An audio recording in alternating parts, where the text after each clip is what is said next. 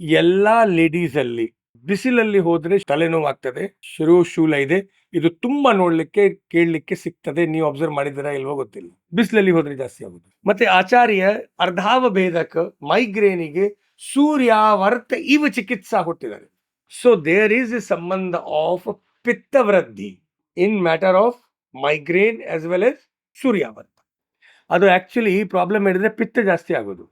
ಪಿತ್ತ ವೃದ್ಧಿಗೆ ಕಾರಣ ಇವರಲ್ಲಿ ನ್ಯೂರೋ ಹಾರ್ಮೋನ್ಸ್ ಇದೆ ಇಲ್ವಾ, ಅದು ನೀವು ನೋಡಿದಿರಾ ಇಲ್ವಾ, ಕೇಳಿದಿರಾ ಇಲ್ವಾ? ಇದೆ, ನಾಡಿಯಲ್ಲಿ ಸಿಕ್ಕಿದೆ. ಸೊ ಹಾಗಾದ್ರೆ ತಿಂಗಳ ತುಂಬಾ ನೋವು ಆಗ್ತದೆ. ಅವಾಗ ತುಂಬಾ ಆಗ್ತದೆ. ತಲೆನೋವು ಬರುತ್ತಲ್ಲ ಅವಾಗ ತುಂಬಾ ಜಾಸ್ತಿ ಇರುತ್ತೆ. ಟೈಮಿಂಗ್ ಮಾಮೂಲಿ ಬಂದೇ ಬರುತ್ತೆ. ಅಂದ್ರೆ ತಿಂಗಳಿಗೆ ಬರ್ಲಿಲ್ಲ ಅಂದ್ರೂ ಪೀರಿಯಡ್ ಟೈಮಿಂಗ್ ಬರುತ್ತೆ. ಪೀರಿಯಡ್ ಟೈಮ್ ಅಲ್ಲಿ ಬಂದೇ ಬರ್ತದೆ. ಈಗ ಪಿತ್ತ ವೃದ್ಧಿಗೆ ಕಾರಣ ಯಾವುದು? Hormone imbalance. ಪಿತ್ತ ವೃದ್ಧಿ ಕಾಸಿಂಗ್ ಹೆಡೇಕ್. ಆಚಾರ್ಯ ಹೇಳ್ತಾರೆ ಸೂರ್ಯಾವರ್ತೆ ಅರ್ಧಾವಭೇದಕ್ಕೆ ಪಾಯೇತ್ ಸಗುಣಂ ಸರ್ಪಿ ಘೃತಂ.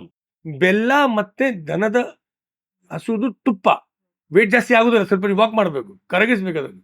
ಆದ್ರೆ 3 ಹತ್ತು ನಾನೇನು ಔಷಧಿ ಕೊಡ್ತೇನೆ, ಅದನ್ನು ನೀವು ತಿಂದ ಮೇಲೆ 1 ಚಮಚ ದನದ ತುಪ್ಪ ಅದ್ರಲ್ಲಿ ಸ್ವಲ್ಪ ಬೆಲ್ಲ ಹಾಕಿ ತಗೊಳ್ಳೇಬೇಕು.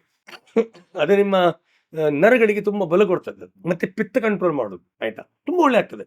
ವಿದಿನ್ 15 days ನಿಮ್ಮ ತಲೆನೋವು ಮತ್ತೆ ನಿಮ್ಮ ಪೀರಿಯಡ್ಸ್ ಟೈಮಲ್ಲಿ ಏನು ತಲೆನೋವು ಆಗೋದು ಉಂಟಲ್ಲ, ಆ ಬಿಸಿಲಲ್ಲಿ ಹೋಗೋದು, ತುಂಬಾ ಟೆನ್ಷನ್ ಆಗೋದು, ಅದು ಎಲ್ಲ ಸರಿ ಆಗ್ತದೆ. ಆಯ್ತು.